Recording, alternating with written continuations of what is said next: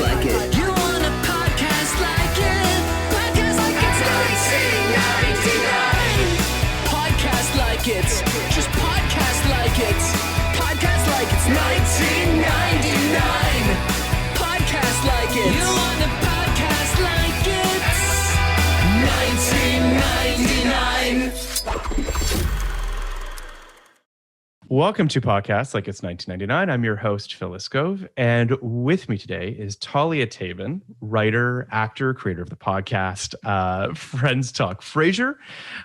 She's here to talk with me today about Christina Aguilera, I don't know if she's like the other pop star in 99, because there were a fair amount of them, but yes, there was something. She was something. Yeah, she was something and still is something. But yes, yes. But I wanted to talk about Christina Aguilera, and maybe we'll do a J-Lo episode as well, which I feel like at some point we need to do that as well. I think you should, yes. Because obviously she had her first album in 99 as well. So you really had these sort of three big pop albums. There were many pop albums that came out in 99.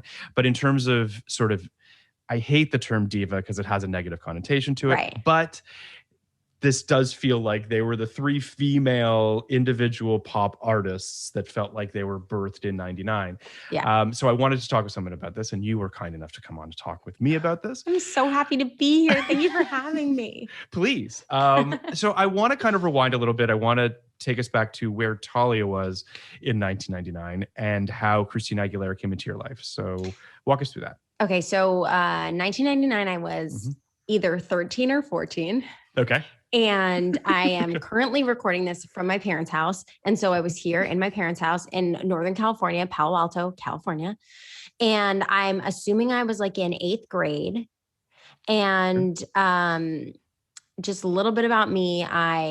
Big nerd, big late bloomer. I was not cool. This was not, But you seem so cool. I know. Sure. Right. Can't you tell just over Zoom? It just like wafts off my body. In the 15 minutes that I've known you, you seem really cool. Thank you so much. I needed that. I really needed it. Yeah. But I just like got all my information download from the people around me. I had an older brother, but he was not into this vibe. And okay. What was he into? It was a lot more Nirvana, Rage Against the Machine. Okay. Sure. Blink 182. Green Day, Blink 182. Also like Stone Temple Pilots. Sure. Kind of vibe. Yeah. And he was like big into music. And I was big into musicals and theater. So I will say, you'd be like, well, how did you learn about this kind of music? All of my friends listened to this music. And so I was alert enough to be like, I should also listen to this music. And pop can kind of like jive into a musical vibe. So I wasn't, I could make the bridge from musical to pop music. It's a pretty short bridge. Yeah. I walked it. Hesitantly, but I made it there. Okay. So we had this huge Tower Records over in Mountain View, which is like 2 towns over. And my mom, or maybe my brother would even drive us there. My mom would take us there. I had a little sister too. And she was like very into Spice Girls and and like that vibe. Who wasn't? We all love this. We went and saw the Spice Girls. It was great. I didn't, but the we made it seem as though we went, and I just wanted to be clear to our listeners that you and I did not go see Spice Girls together. Fine. Unfortunately, I would have loved to, but my family went to go see Spice Girls. Okay. That's not the point of this. The point of this is went to Tower Records, and that's where we get all those sick ass CDs. And did you own this CD? Did you own Christina Aguilera's CD? Oh, absolutely. Okay. I tried to look for it up in my childhood bedroom. It's not there. I'm sorry. I don't think I had any real like posters of her, but I remember being like, well, if you want to be a girl right now, you have to listen to Britney and you have to listen to Christina, and it's a non-negotiable. Yikes. And who did you have posters of your on your wall? It was plastered in Titanic, Leonardo DiCaprio, and Kate Winslet. It was just covered. I'm Jewish, and I had bat mitzvah like a year or two before 99. So like, or actually maybe 98.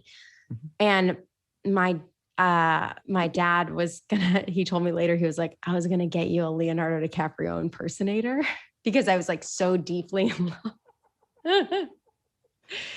I don't know if would you have enjoyed that? No, I don't like that kind of attention. I that's a different kind of attention that I want on me. Anyway, what was your bat mitzvah theme? Talia Takes Broadway. Listen, I'm very on brand, Phil. Our Patreon viewers can see Talia's face, but I wish you all could have seen the look on her face when she said, obviously. Like, the look on her face was like, why'd you even have to ask? Haven't I shown my cards enough? You've proven that. Now I get it. Now you get it. Now you get it. But this Tower Records was huge. And it just felt so cool. And I had no business being there because I also I liked music, but I didn't care about music the way I feel like teens do, or like teeny boppers or whatever. Sure. Got this. Well, I have so much to say about the album. No, I mean, and we will get into all of this, but so I just sort of, it sounds to me like I was not a teenage girl in 1999. So it's a different experience. And I imagine that pop being so pervasive, being like you really couldn't get away from it, even as someone who wasn't really listening to it. I'm 19 in 1999, but still living in Toronto and still could not get away from these pop artists. They were everywhere. Yeah. So I imagine as a teenage girl, which is going to lead to a bigger question that I have as we get into this, but it's tough because it feels like it's not necessarily the most progressive message that's being sent to teenage girls in terms of these pop artists. And especially with Britney and Christina, who at this time, I mean, Christina's born in 80. So, she's pretty young. Same with Britney. Like they're teenagers. So there's this mixed message. And I guess I'm curious as to sort of how you translated that as a teenager. Honestly, my message was like a diehard Backstreet Boys, fan. Okay. And more so than NSYNC, if you had to choose. More so than NSYNC. Yeah, I was a Backstreet Boys girl. Okay. And like the equivalent of what I thought in my head they wanted was like a Britney pop star or like a Christina, so it was just kind of like, well, is this what you think boys wanted you to be? Yeah. Oh, interesting. At that time, as a late bloomer, I was just like, if I can't be with Leonardo DiCaprio, does it even matter? And I think I was just like, deduction. I didn't care about any of the boys around me as much. Like I had deep like crushes on people, but I wasn't expecting to like, honestly, the sexuality of it all freaked the fuck out of me. I was just like, I can't, we'll get into this, but like Christina's sexuality, I was like, I don't understand that. I don't know how I'm going to do that. Britney was a little bit more digestible, honestly, because she acted more like a teenager. Yeah. So I was like, oh, she's dancing in school. Like, I understand that. And I can and I mean, Christina has her like a little bit more poppy songs that I feel like I really gravitated towards. Sure. And her other ones, I don't think I could really process. Like we'll talk about Love for All Seasons. I was like, what does that mean? I mean, even like just Genie in a Bottle. Genie in a Bottle, which you just got to rub me the right way anyway, I didn't understand. It's a lot to I saw Kate Winslet get naked in Titanic and I understand that people had sex and like, I got it. I didn't understand the nuance of like what they were selling to me. And I really did feel like a teenage girl robot of just like repeating it back. Like, you got to rub me the right way. And I was just like, I didn't understand any of it, but I sang it but this is a good thing. Because I do think that it could have gone the other way, right? It could have gone the way of like, I have to be like that. I don't understand it, but I'm going to do it. And the boys want me to do like, there's just there's a really kind of patriarchal grossness that's definitely a part of this. Agreed. I was such a ding dong in my own little world that I didn't understand that was even expected of me because it was like, it was 2 steps away further than I was even which is like a good in thing. My bubble. Yeah. That's good. I mean, because I do feel like, and this is the line that Christina toes in terms of just being the bolder one. Yeah. Certainly Britney, and I was having this discussion with my roommate last night about this, and understandably, she's younger than me. She's like 10 years younger than me. So this is like right in her wheelhouse of like, she's, and I was saying that I think that I find it interesting that Christina sort of made it clear early on that she was going to take swings. And that Britney, who's much, much more successful, has many, many more successful songs and albums. Is she, Phil? Because I just read all of Christina Aguilera's bio and she's done a shit ton too. I don't mean to suggest that Christina wasn't successful. She was, but like they're in different stratospheres. Yeah, I guess so. Yeah, I guess so. Because like you really like this album has 5 singles, right? Yeah. Or 4 singles. Doesn't matter. Yeah. And then it's diminishing returns from Christina for the rest of her career. Right. In terms You're of so that. right. Yeah. Whereas like Britney is perennial and is just this next level thing. And I think part of that has to do with what you mentioned earlier, which is that Britney is not trying to, she's slowly progressing, right? Like she wants to slowly be, whereas like Christina's like dirty right out of the gate. Dirty. Like, but here's what I'm going to say, and this might be a hot take.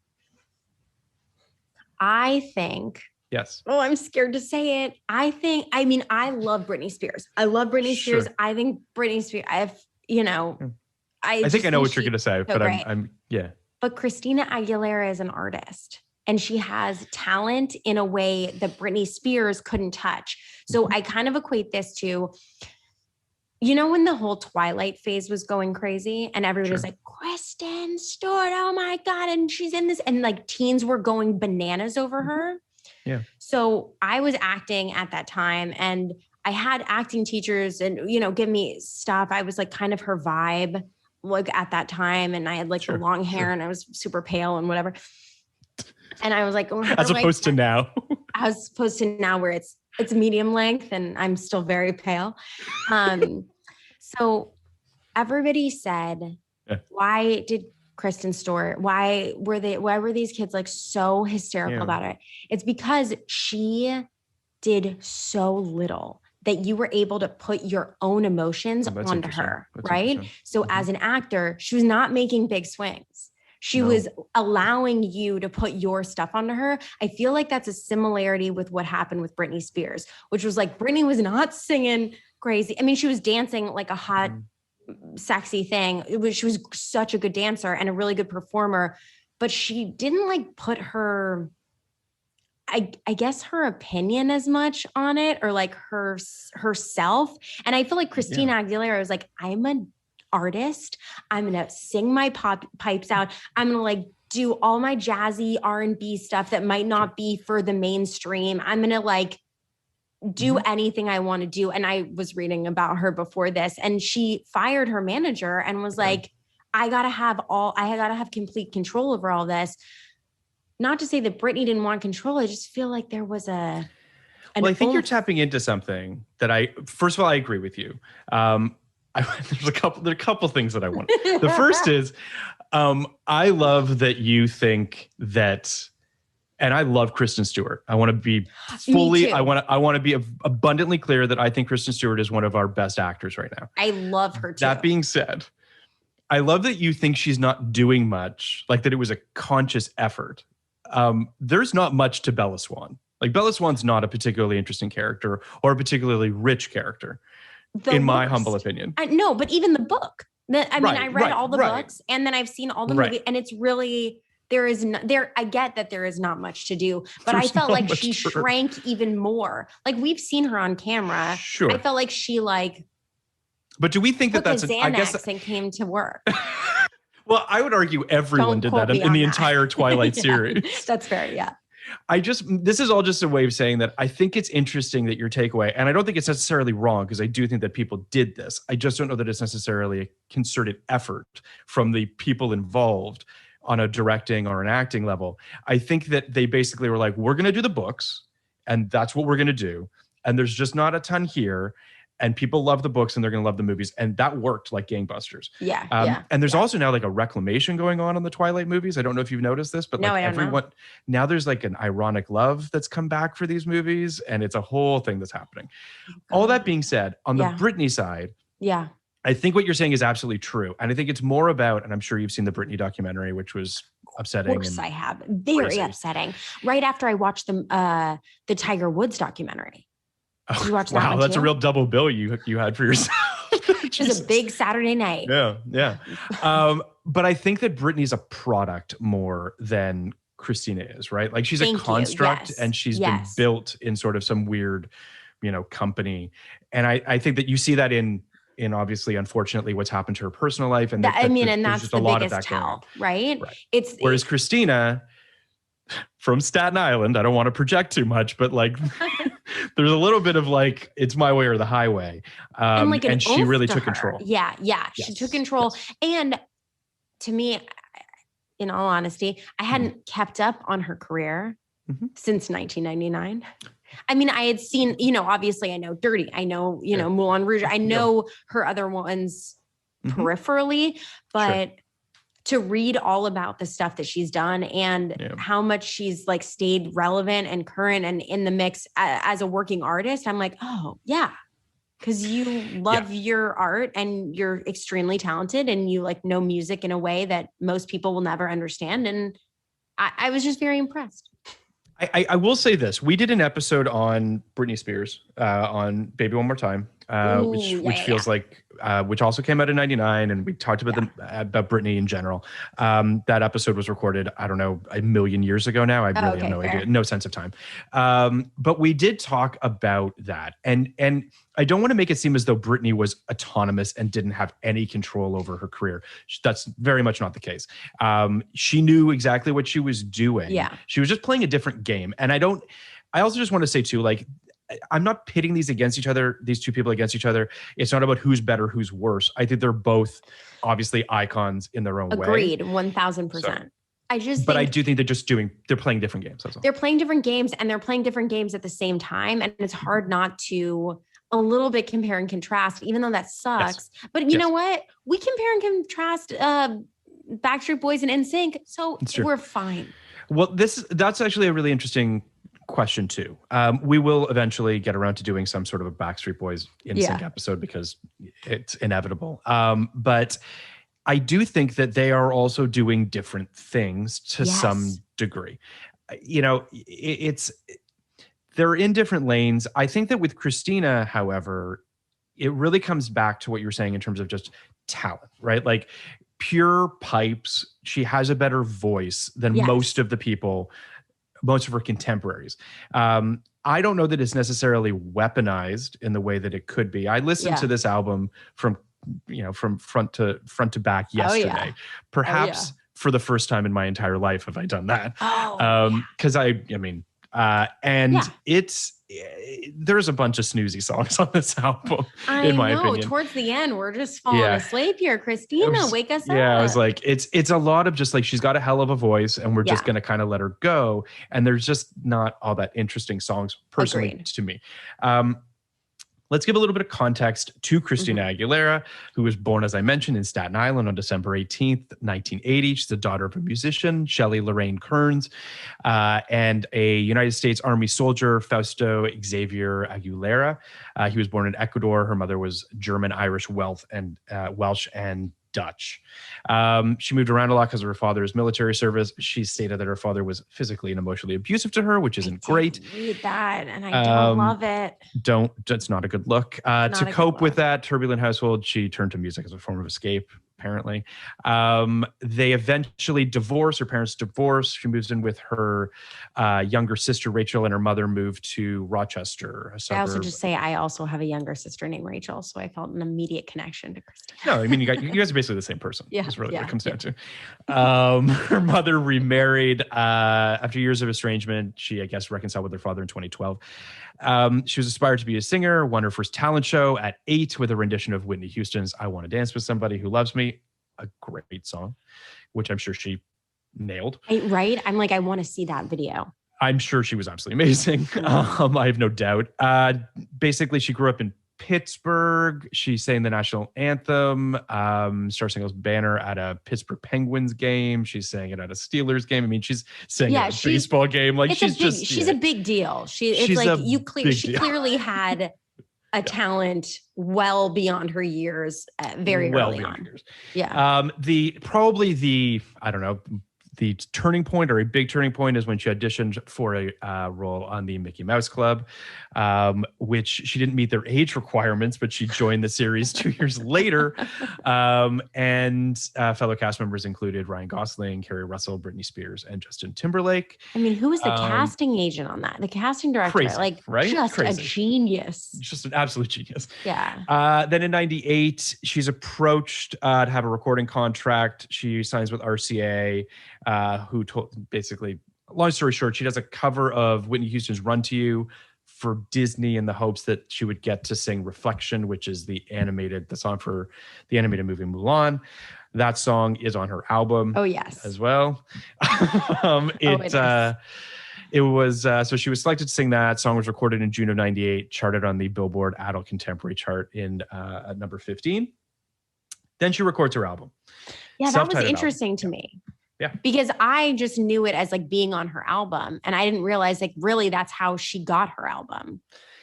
I mean, I think something that really sort of needs to be made abundantly clear is I don't know who is making these choices. She's a teenager at the time. I don't know if this is like her mother or she had a manager or whatever the case may be, but she's making all the right moves to get into the right places at the right time. So it does all make sense. But it's interesting. It doesn't say, it's very calculated, but it doesn't say, show mom or like stage mom, No. So there is somebody behind the scenes who has like a pretty like well-versed in the 100%. Music industry to know that she should be doing any of this stuff. 100%. It doesn't, I mean, none of this is by accident. Yeah. Britney has a very different trajectory. I know. I mean, Britney is also on the Mickey Mouse Club, so she does have that whole thing. Yeah. But she really sort of, when you read about the making of the song Baby One More Time and the way she approached that, the way she knew that like this was her fucking shot. Yeah. The way that she like made her voice sound rougher so that it would sound older. I mean, she knew what she was doing. Yeah. This feels a little bit more like there were more steps to Christina Aguilera, but it feels like Reflection was sort of the tip of the spear, and she recognized that like this was her way into sort of that next level. Her self-titled album is recorded in early 99. It's released in August 24th by RCA Records. Basically, there's a shit ton of producers on this album, from David Frank, Ron Fair, Guy Roach, Robin Thicke, Diane Warren, Matthew. I mean, it's insane how many people were involved in this thing. I mean, this is the other thing too, where like, and it's changed. I mean, obviously the music industry has changed drastically since 99. Sure. But like, you're still in a place now where you're paying massive producers massive amounts of money to write a hit song. And there's a lot of them on this. It's pretty crazy. Yeah. I mean, but that to me just seems, they were like, well, we know we have a star. Like we know we have somebody that's going to be able to carry this further and further. So like, I guess what I'm saying is you have all of these producers on one album. It's very expensive. So like the investment, that the amount of money that's being put into Christina Aguilera, they know that they have something really special. Yes. Agreed. Yeah. Also, I think she had something behind her that most people don't have. She like kind of has this track record with Disney, which I don't know if that really makes a difference, but I feel like having such a huge corporation or like a huge heavyweight behind you. Yes. Also those like at that time, all of those kind of animated musicals, princess musicals or whatever, were fucking huge.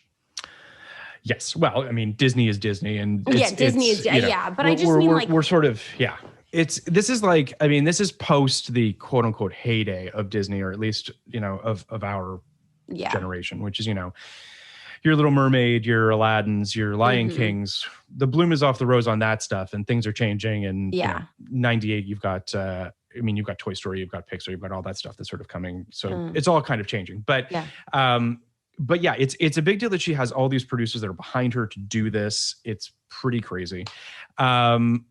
So then she earns a Grammy for Best New Artist at the 42nd Annual Grammy. Huge. It's a big deal. The album debuts at number 1 on the US Billboard 200 with first week sales of 253,000 copies. Certified 8 times platinum by the recording industry. Sold more than 9 million copies in the US and 14 million copies worldwide. Insane. 4 singles. Genie in the Bottle was the lead single. As you know, everyone's favorite Genie song. Yeah. 3 subsequent singles were What a Girl Wants, I Turn to You, and Come On Over Baby, All I Want Is You. You got to love a song that has parentheses. I mean, I do love a song that has parentheses, and I might even say that's my favorite song. Interesting. Yeah. Interesting. Mm-hmm. Yeah, it's I like when a song can have a call and response within the title. It's right. We're telling a story. We know we're on a movie. You know, it's just like a musical. We're doing it. Yeah. Yeah. It's pretty fantastic. She's won many other things. What else does she have? She did a concert in 2000. A debut headlining concert in 2000. And the album is included in the Rock and Roll Hall of Fame's definitive 200 list, which is interesting, I guess. Sure. Sure. Yeah. So in terms of talking about the composition or the songs within the album itself, the album opens with Genie in a Bottle, which is the first song right out of the gate. I don't know about you, but generally that's not a sign of good things to come. That's what I thought. I was so confused. I mean, I'm like not as much of a music person as I wish I was, but you're not starting with your single on the first track. It's a bad idea. It's a terrible idea. And all these producers were on it. Who's setting that list? Who's doing the set list? I'll say this. Baby One More Time's the first song on. That's it. So was that just like teens, you got to get them with the main song that they know so that they'll like listen to the... I don't know what the thought process really is, because if you ask me, you'd want to like at least put it a couple tracks in so people have to listen to a couple tracks. Yeah. I don't know. I don't know. I'm sure someone in the industry can explain to us why that's a good idea. Yeah. And apparently it worked for these albums. So, you know, yeah. But, I love that Billboard editor Kenneth Partridge wrote that the song features a 30-second note bass drum pattern that mimics the heart palpitations of a teenager in lust. Oh my God. So that's why you love the song so much about me. Talia. Like I feel like too very exposed. My God, Christina. They understood. A teenager in love. Like it's like, we're gonna get science up in here to make this music hit hard. We're gonna get in these. I mean, they get their hooks in deep. Yeah. Early. What a Girl Wants is a very good song. But do you think that it is a positive depiction of what a girl wants? Well, it's so interesting because like I just at the time, if we're talking about it at the time, I just didn't care. Right. Like I didn't care at all what she was saying. I really it was leading with What a Girl Wants. And I was like, I'm a girl. So this is a song that I should be feeling pretty good about right now. And it was just fun to be like, what a girl wants, but after What a Girl Wants, What a Girl Needs, whatever, it was just makes you happy, will set you free, I think. Right. But let's look up the lyrics here real quick, because I feel like what a girl wants, what a girl needs, whatever makes you happy and sets me free. I'm thanking you for giving it to me. That's my guess. That sounds right. That sounds right. But I mean, listen, okay. But also what a girl wants, what a girl needs. Yeah, come on. Ooh, yeah. Let's not do this. Hold on. What a girl wants, what a girl needs. Whatever makes me happy sets you free. And I'm thanking you for knowing exactly what a girl wants, what a girl needs. Whatever keeps me in your arms. And I'm thanking you for giving it to me. What a girl wants. Yeah, I mean, like. I don't know that it's, okay. I wasn't traumatized by that. However, I just don't know what the message is. I don't know what the message is. I think the message is like it's about us for the first time. Like I felt a little bit more of like, oh yeah, it's what I want. I'm the girl and it's what a girl wants. So you found it empowering. I think so. Oh yeah. Okay. No, I definitely did. The Genie in a Bottle. This is what I'm about to read the lyrics for Genie in a Bottle, which are that less is different. empowering, if I remember correctly.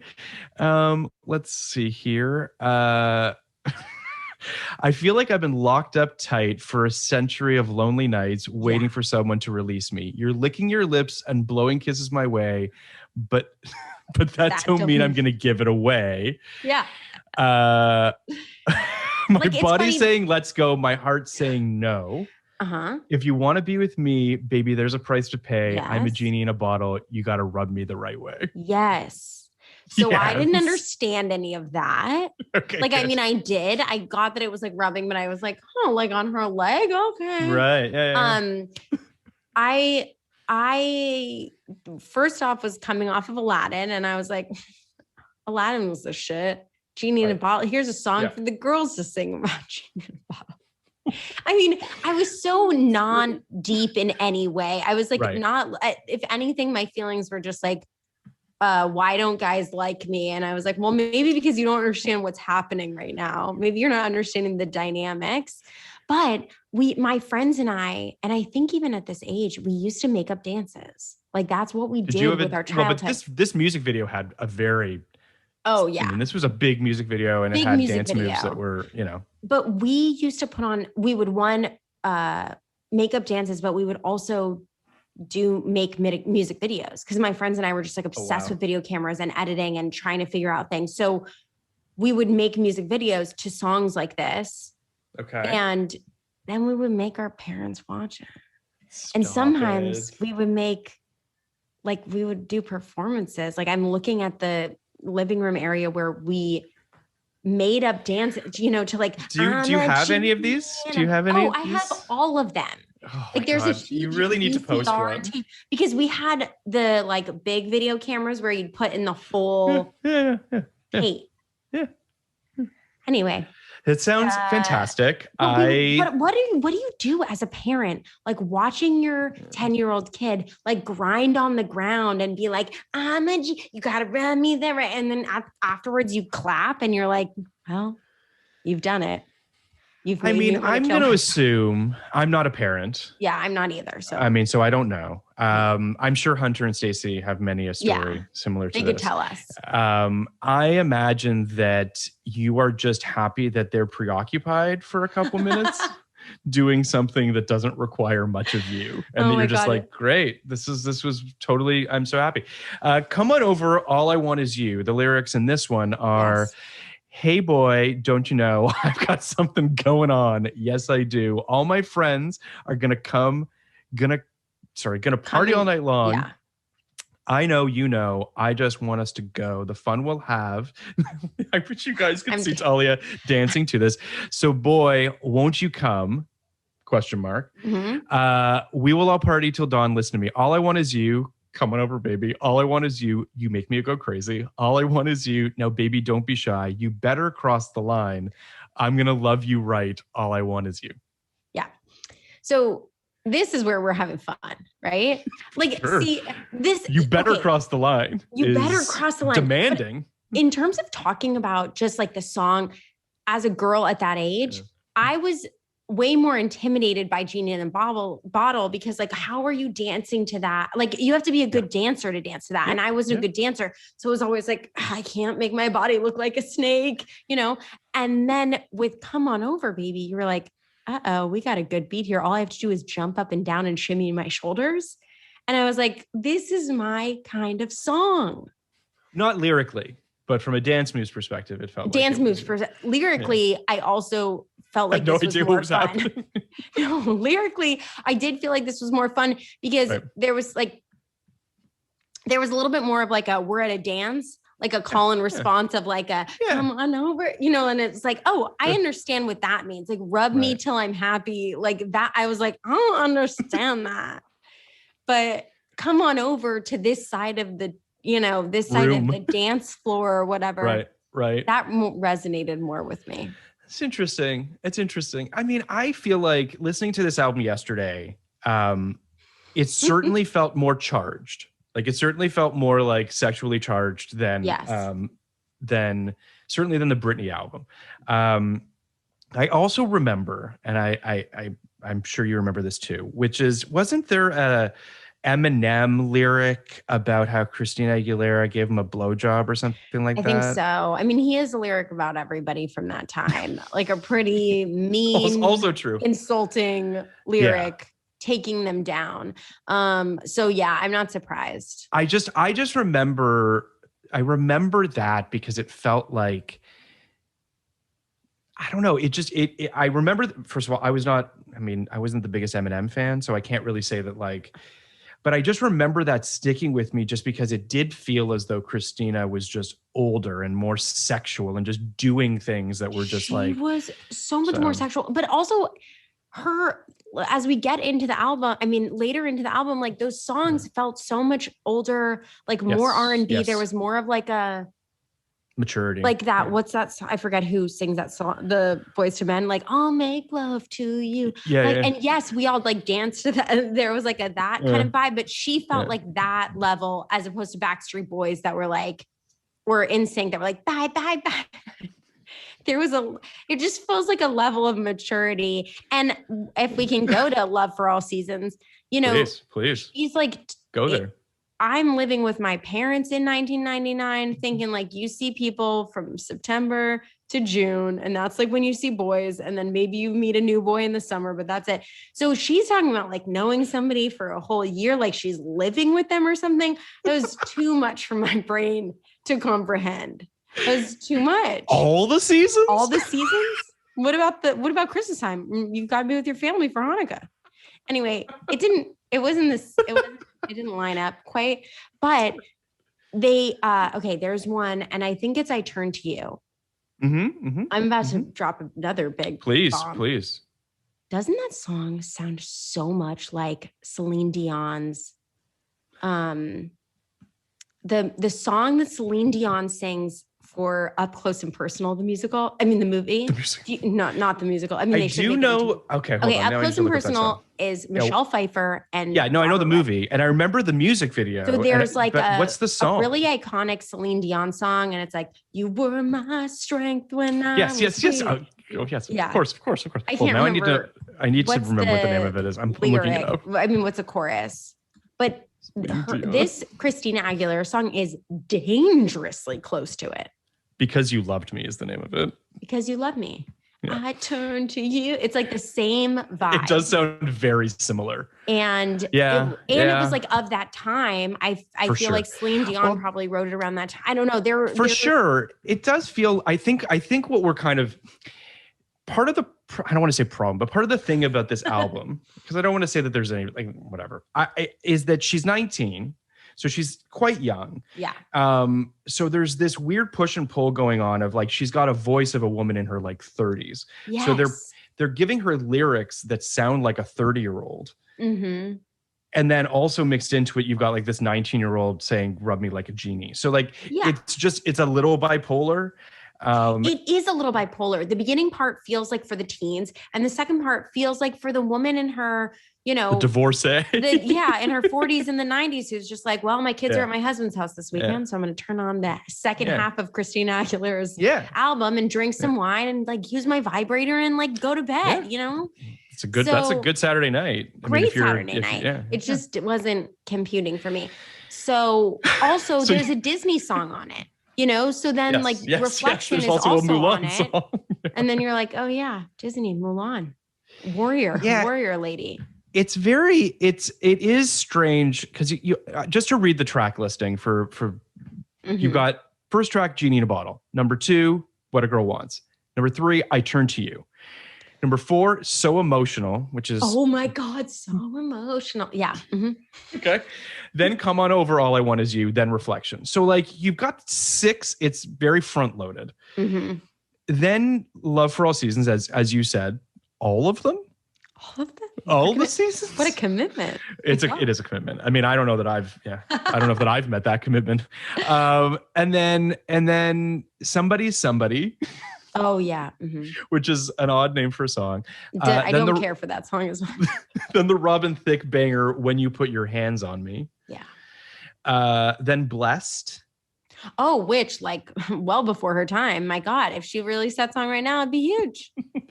She should do a cover. I know. And then Love Will Find a Way, and then Obvious.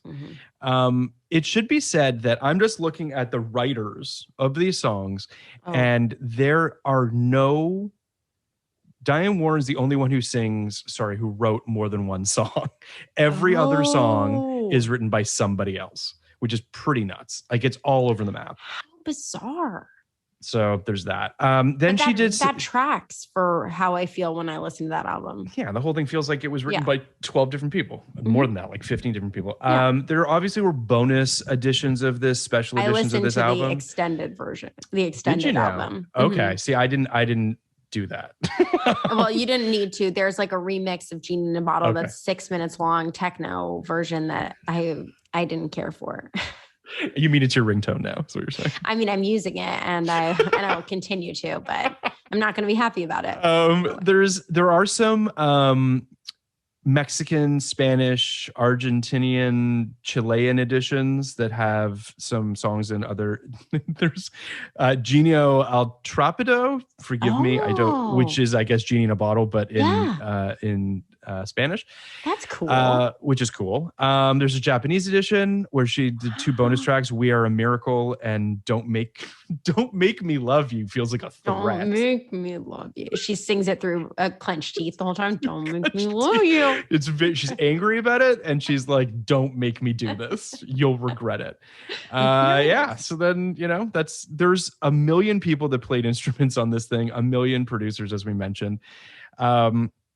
It did incredibly well. Yeah. And it obviously birthed a career. I want to talk for a second about sort of the trajectory of Christina Aguilera's career from this album.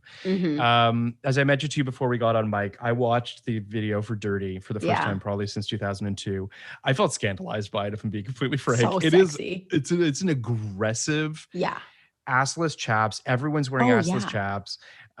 Everyone is, as you would imagine, quite dirty. They're all like grimy and rolling around in mud. And oh my God, there's so much mud. There's so much mud. I really honestly couldn't believe it. It opens, I don't know if you watched it recently, but it opens with her on a motorbike for reasons that are undescribed or unexplained. You don't see her at first. You just see she's on a motorbike. She takes off her helmet. And then there's just a series of what can really only be described as cage matches with hot women. And it's not a cage match. It's like a wrestling ring. Where she's like dance fighting with a bunch of other women. Hot assless chap sort of situations.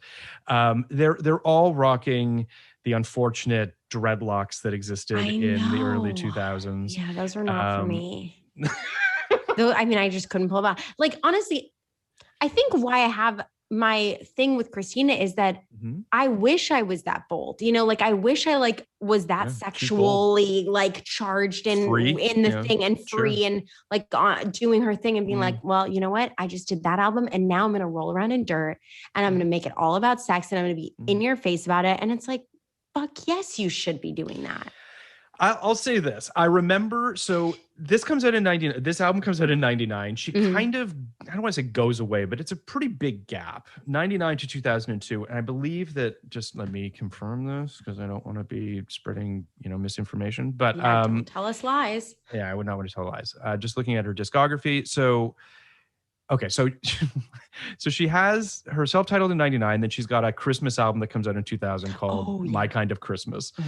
So she does have something out in the world. But Stripped comes out in 2002. Then Back to Basics in 2006, which is a kind of like 20s or 30s infused album, which is interesting. Well, did you read about her alter ego? She creates an alter ego. Yeah, what was like the her name of the alter ego? 1930 baby doll or something. I don't know because she does burlesque around then too. The movie that everybody obviously loves, although a lot of people which was nominated. It was best song, I believe. Something. So Back to Basics was inspired by 1920s to 50s idols that she loved: Billie Holiday, Otis Redding, Etta James, Ella Fitzgerald. I'm trying to see about this alter Because I'm genuinely curious now. But I can't seem to find it. No, I have whatever. to find it. Maybe I have to find it. I believe she has you. an alter ego. I believe you. Hold on. Let me just look up Christina Aguilera alter ego. Whatever happened to Baby Jane kind of vibes. Oh, that's fantastic. There's sorry. It's called Baby. Her alter ego is Baby Jane. Oh, okay, sure. Okay. The reinvention. But hold on, because she had a hypersexual alter ego called Xtina, which was around Stripped when it was just an X, like a Christina, but it's an X. Yeah. So she had that. That was a thing. But you're right. Yeah, she also had that too. She has these alter egos. She does have alter. You're absolutely right. She does. But so she does have Stripped, which comes out in 2002, and that's which we all might remember is the album cover. It's like black and white. Her arms are over her head. Her dreadlocks are covering what looks like perhaps she's wearing a bikini, but it's possible that she's not as well. And she's wearing a oh my God. You really should look this up right now because it's an amazing picture. It's like she's wearing these bleached jeans that over the crotch are a different color, and these like buttons along the bottom and stripes. I know this so well. It's very much a time capsule of 2002. It's like they want you to think that she's naked, even though she's wearing the pants, because she has a triangle right around dark her groin. fabric right around that crotch area. Yeah, I think it's black. And it looks, if you like just do a quick glance, like she is naked and she has a full bush. And there's just so much happening. True. It's a lot. This is definitely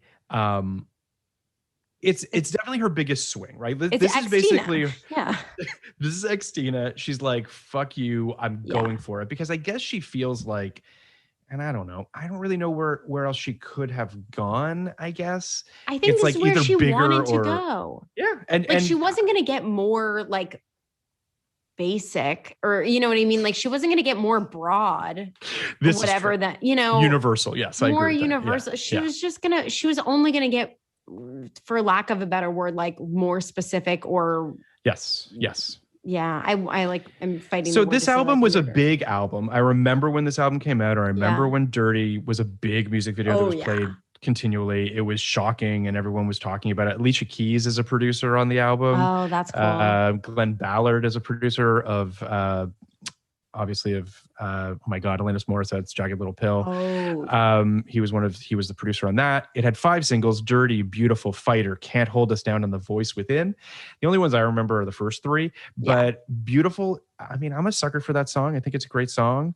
It's a great song. And then I read all this stuff, like it's kind of like a battle cry for LGBTQ, like same with the video, which was I remember was a big deal, which also speaks to that theme. And then Fighter, I remember just because it seemed like she was just ripping off Bjork in the music video.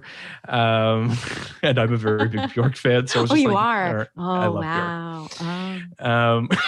I can't tell if from the look on your face if that's no, I don't have an opinion. Okay. I don't have an opinion. I don't know. I know the Bjork's dress. amazing. I know the dress. Well, you know the swan dress, of course. I know the swan dress, but I don't. I might have to. I'm not musically. I might have to give you a little bit of a Bjork lesson because I think that you would just. I don't think there's anyone that does what she does. We're going to do an episode on Bjork because she released one of her biggest and best music videos that came out in '99 for a song called "Always Full of Love." But there's no one like her, and I think that it's definitely. Do you mean? Sorry to go back. Is there nobody like her as a musician? Like her music, or is there nobody like her as a person? Both. Oh, I think they're one and the same. I don't think that she is, to spite what people might think, it's not a bit. Like it seems like a bit, Phil. Bjork seems is like a bit. I understand. I really do understand. Over-exaggerated, lifetime-long SNL sketch. And by the way, that's part of why I love her. But I do think that I remember years ago, I showed a friend of mine a video that she recorded for MTV. This isn't just going to, I could literally talk about Bjork for 10 hours, but I'll just say this. Oh my God, we found your Well, yeah, but yeah. your love. I showed a video that was recorded for MTV back in the heyday of like Bjork in like the mid 90s. And someone just put a television set, like opened up a television set and just said, Bjork, talk about this. Like, it was very strange. And she started talking about like the inside of the TV looking like a little city and like all these things. And she'd like never seen the inside of a television set before. And my friend was like, this is a bit, this is bullshit. How does Bjork not know what goes on inside a television set? Yeah. And truthfully, I just don't think she cares about these things. Like, it's just, these are things that she did. All this is to say, and I bring this up because I do think that there's a bit of a bit going on here with Christina and Stripped, right? Like, this is a little bit of like, she literally has created a persona, right? Yeah. It's pre Lady Gaga. It's pre all of that. That's why I like Lady Gaga. As much as I respect her and like her, she did rub me the wrong way and does sometimes, because it feels like there's this. Did you watch her documentary? No. What? I should watch the documentary. I don't dislike Lady Gaga. I really don't. I just, there is something artificial about it, which I understand is part of this artistic thing that she's doing. Like, I get that it's all this kind is of what it's like her shtick. It's like her version of, and this was kind of an early thing, which I think is interesting. I mean, this idea, and Lady Gaga has talked about how Christina Aguilera's voice pushed her. Right. Like, she would listen to Christina Aguilera and be like, I need to be a better singer because of Christina Aguilera. So like, that's really you cool. can see these two kind of speaking to each other in their careers in a lot of ways. But yeah, the Fighter video in particular has a very sort of Madonna ray of light.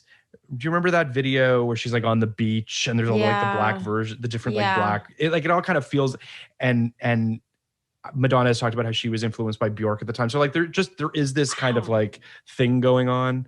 God, I know so little about music. This is cool. This is a lesson. This is a lesson in itself. So I just think that this is, I would argue, this is the time in her career where I think she's the most interesting and the most fascinating, because she's the most bold and fearless and just sort of being like, this is what I'm going to do and just fucking deal with it. Agreed. But I think that was alienating, and I think that had effects on her career moving forward. Yeah, but my other thought with that is, does that in some ways save her? You know what I mean? Oh, for sure, like, for sure. Her life sounds so much better than a Britney Spears, or even just venturing to say a Lady Gaga, because they can't function in the world. Like, when you're that talented and you're that well-loved and you're that famous and a celebrity, you're like barely surviving. When you watch any of these documentaries, Lady Gaga is just like crying, like crippled over in pain after every show, and there's like 7 masseuses trying to like release the energy from her body, and she's like tortured. And same with like Billie Eilish. Did you watch Billie Eilish's documentary? I haven't, but I hear it's amazing. I thought it was, I really liked it. It's fascinating. We got to have a whole other conversation about that. Well, it's interesting that you bring that up too, because it's like, there was a lot of chatter, a lot of people talking about Billie Eilish's reinvention of herself right now. She just put out a new, she looks amazing on the cover of British very Vogue. Similar. Yes. I mean, she looks incredible. She looks amazing, but a lot of people are sort of like, we've been there, done that. I feel like Christina did this. I feel like other people have done this. So it is interesting. I mean, what goes around comes around, but it is all kind of a piece. And I think part of it also has to do with, and this comes back to sort of what I was alluding to at the beginning of the episode of, I don't want to just say female empowerment because that's such a like umbrella thing, but it does feel a little bit like these are still things that we're talking about. These are still things that have to be worked on as a society. We are not, women feeling like they can't control their bodies in the way that they should, or what have you. We need these pop stars to speak out about these things, to be to see Billie Eilish, who does not, I mean, there was any number of body shaming bullshit going on online after her Vogue covers. Yeah. And you're just like, listen, people just need to love the way that they look and to just not give a shit about this stuff. And I think that part of that is what Christina was trying to do. I also think like sex positive stuff is good too. I agree 100%. And also it's, we're so multifaceted. It's like we're telling people and we're telling women, well, if you decide to stay in this line as kind of this almost like tomboy, extremely baggy clothes, kind of like fuck you energy, and then you get in, a garter belt and lingerie, well, now we can't respect you anymore. It's like, what are we still talking about? Brad Pitt gets to be on a horseback riding on a thing with his shirt off and on a motorcycle with his shirt off. And we're fine with both, what is the problem? No, I couldn't agree with you more. I mean, this is an argument and a discussion that we're unfortunately still having. I know. I think people, it's crazy, but I think we're kind of in a trap right now where people are saying, well, there's so much more equality. There's so much more equality. And it's like, we're not there yet.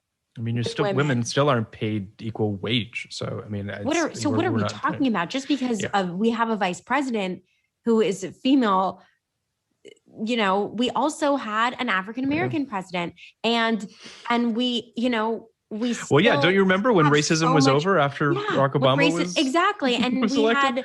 Then from the earth, every racist, horrible person, came out to expose themselves. And I just feel like I completely agree with you. And I think that in a weird way, I mean, listen, we talked about the Britney Spears documentary earlier as well, which is obviously an example of that too.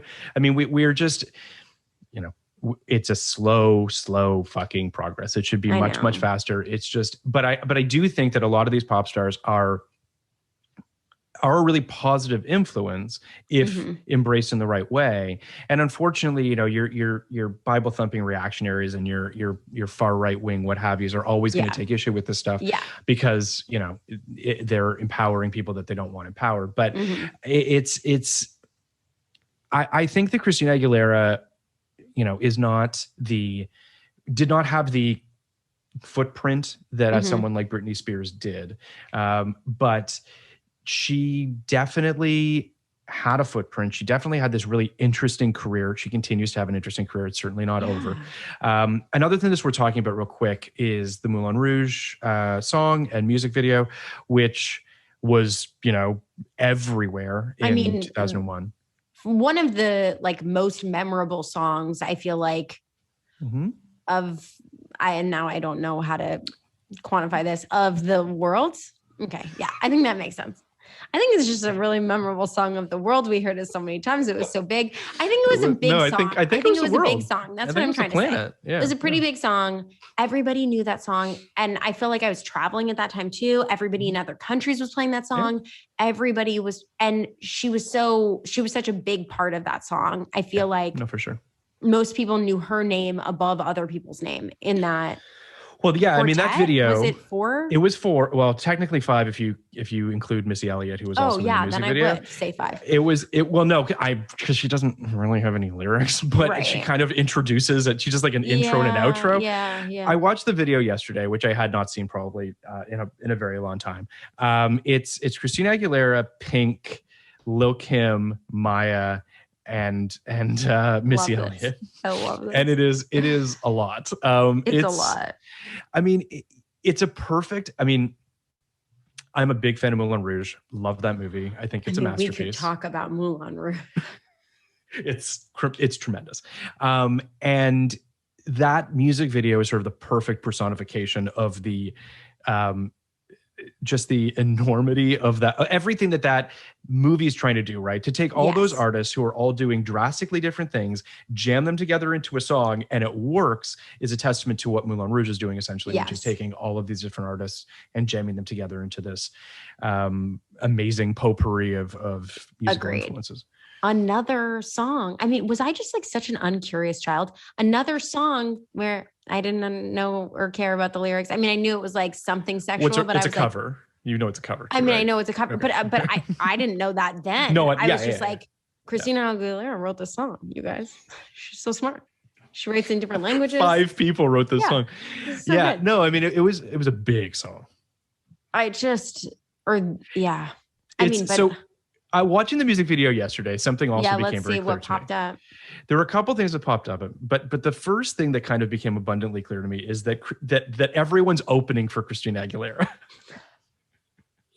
Right? It's just like everyone gets their verse, everyone's talking, everyone gets their verse, but she pops in here and there just with a crazy note to be like, oh, I'll be there. I'm just going to show up at the end of the song. Wait for it. And then she shows up with these crazy runs that she does, and with some insane, like, I don't even know how you would describe her hair in that music video. It's like this teased out crazy like wig blonde thing. Yeah, exactly. It's a crazy song. I don't know if Baz Luhrmann directed it, but it certainly looks like it's on the stages, but I'm not sure if he did or not. That would be very lucky for them. That would be very lucky for them. But yeah, it's a crazy moment. It's a real sort of like lightning rod song. Mm-hmm. It's also interesting how that movie, which was successful, but not like enormously successful. I mean, it was. Well, it was that's an interesting hit, question. Was it not enormously successful? Because in my world, it felt well, in my like world, it was a big deal too. Yeah. But I mean, in my world, it really rocked my boat. And talk about another CD. I mean, I used to listen to that soundtrack. On that, yeah. Mm-hmm. So it made $179 million on a $50 million budget. So it wasn't like it was successful, but it didn't blow it out of the water. Yeah. Well, I mean, I think it was more successful than they probably imagined it was going to be. It was supposed to be released actually in the fall of 2000, but 20th Century Fox was unsure as to what to do with it. And understandably, they watched this thing and they were like, this thing's either going to be like an enormous success or just like what is this? A huge joke. Yeah. So, and they released it in the summer, which was smarter. I think if it had come out in the fall, it probably wouldn't have done as well. But yeah. I was doing Comedy of Errors at the Los Altos Children's Theater, and we would all play that in the dressing room. Soundtrack? Oh, that's funny. Oh yeah. It's a great soundtrack. I think, again, after Romeo and Juliet, which I imagine was a real sexual awakening for you. I have too much to say about that movie. As somebody who is deeply involved in Shakespeare and has studied so much Shakespeare, and that is really my first foray into Shakespeare. With my guy. I think you and a lot of with your guy. With my guy. Did you have pictures of him in your locker from Romeo and Juliet? Of course. I mean, I had everywhere I could have pictures. I had a towel with his face on it. I had shirts with it. I mean, I was like God. When you would read Teen Bop or whatever. Mm-hmm. I was like a touch after Teen Bop or those magazines into just Us Weekly and People and whatever. And it was inappropriate. I think I saw Titanic in the theater 6 times. It's don't go see that movie in the theater. Did you cry every time when he died at the end? I scream cried every time. I scream cried. I wept. It was emotional. I mean, listen, you're not alone. I think that Leonardo DiCaprio. No, I mean, that's the funny thing is I thought it was so personal, but everybody was doing that. Everybody seemed to be doing that at the time. It did feel like it was, I mean, Romeo and Juliet, the soundtrack, all of it, it's all just sort of speaks to the Moulin Rouge-ness as well. And kind of what Baz... I mean, I guess it's continued to do he did it with Great Gatsby a little bit as well, of just sort of trying to take all these different artists and trying to kind of fold them in on each other, which I think is really interesting too. But in such a stylized way, for sure. Which I love, we're not just, there is an element of, well, that's not the same. I don't agree with what I was just going to say. I was going to say something a little bit, but about Handmaid's Tale. And I feel do you watch Handmaid's Tale? I mean, I watched the first season, but now I'm really curious as to how this connects. I feel like they really try to put a specific contemporary song onto this, at the end or beginning of the episode. And it feels so intentional in that way. And I feel like Baz Luhrmann created a world to encompass all the music, as opposed to me like making the music be the shiny, like odd thing happening. Yeah, there's a metatextuality going on to everything that Baz is doing, and some might argue metatextuality. That's what I was trying to say. It was a metatextuality. Yeah. I think I'm that just kidding. I don't know what that word means. Okay. Metatextual is when you have various mediums that are speaking to each other, so they're like folded into one another. Yes. See, I'm learning so much from you, Phil. This is so fun. Stop. But I think that that's definitely, some might argue that Baz goes too far on that stuff. You're either a fan or you're not, right? Yes, and if you're willing to get on his wavelength, then he dials that shit up to 11. If you're not, you're going to be like, this is just, why is he screaming all of these things at me? I don't need it. So, but I do think that you saw it with his first film, Strictly Ballroom, and then obviously Romeo and Juliet and Moulin Rouge. And I think that the Moulin Rouge video and soundtrack definitely speaks to all of that as well. So in terms of the critical reception to Christina Aguilera's album back in 99, Q Magazine said the album shows off her pretty but powerful vocals to surprisingly impressive effect. The New York Times agreed, writing, beyond its slick design, this album hints at a real singer's emergence. She has striking vocal power and range. It's, if not a clue, about expressing individuality. And then Rolling Stone was not particularly kind. They said it was a bubble-brained writing that they gave Aguilera little substance to spin into gold. Like Leanne, and unlike Britney, Christina already has adult grit and phrasing down pat, and so threatens to join Gloria, Mariah, Celine, and Leanne herself in the endless parade of Diane Warren-fueled divas by Fiat, hitting high notes and signifying less than nothing. Wow. Rolling Stone was a little bit critical.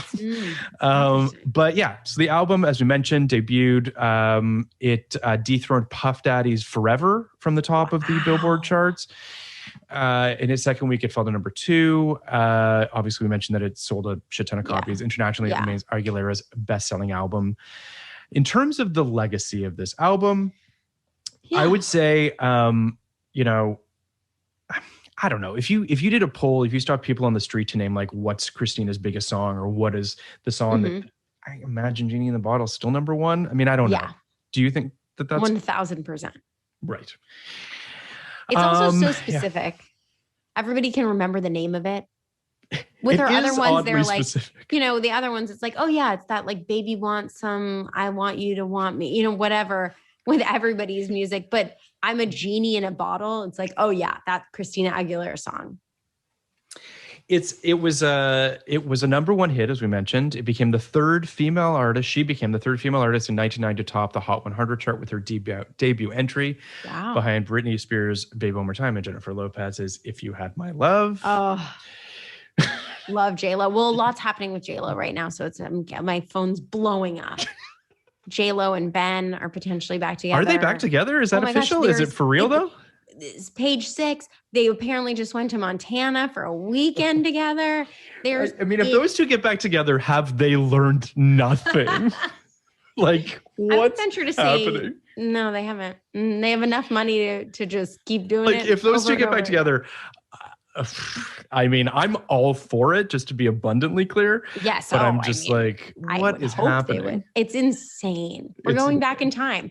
Everything is happening, like 90s clothes that like went out of fashion. Now we're coming right back in. Ben and Jen, they were out. Now they're back in, Bennifer. Yeah.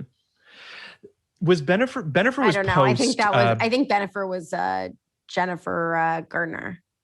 Maybe? Was it? No. Bennifer was definitely J-Lo and him. J-Lo. Yeah. Okay. But that was post Gwyneth, right? Oh yeah. Okay. Gwyneth was way late 90s. Shakespeare in Love.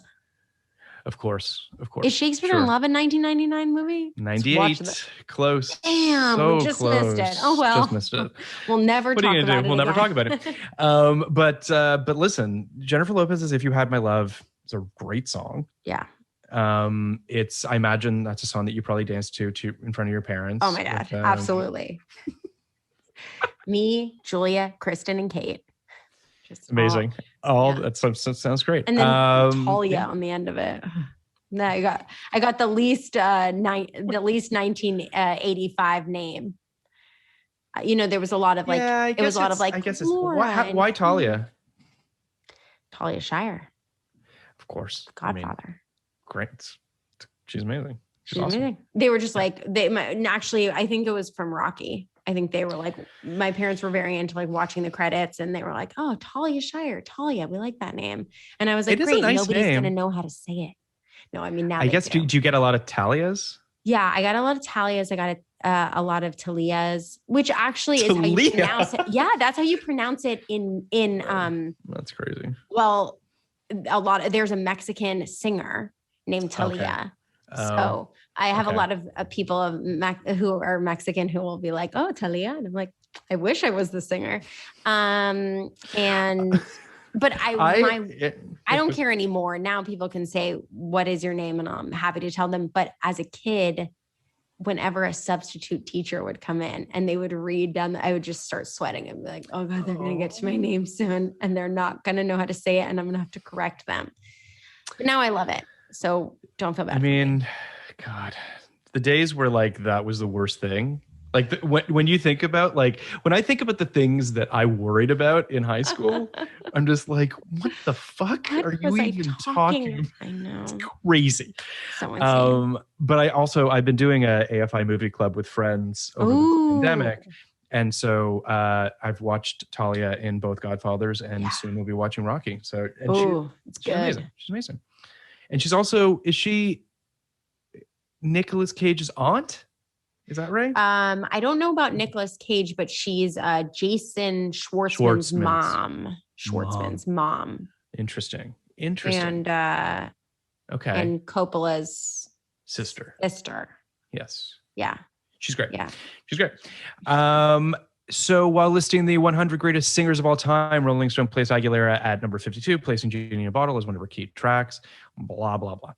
The song was also covered for contestants on many popular talent shows, such as American Idol, The X Factor, and The Voice, of which she was a judge, I believe, at some point. Yeah, she was a judge for a few years, which is impressive.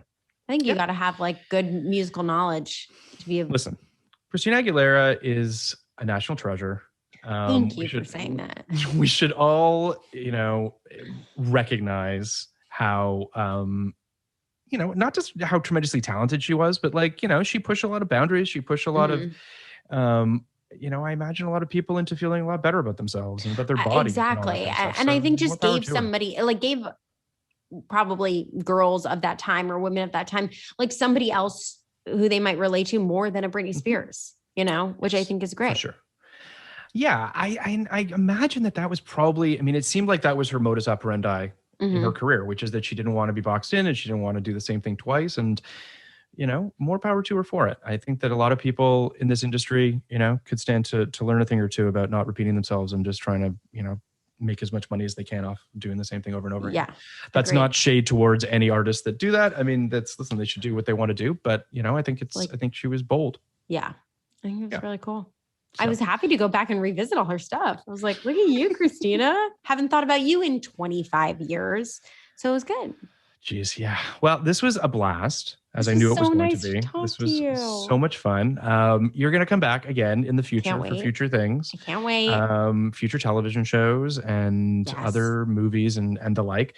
But thank you so much for coming on and for talking with me. I really appreciate it. It was such my pleasure. I loved it. I love getting deep in with Christina, digging deep. Digging deep with Christina. Well, thank you again for coming on.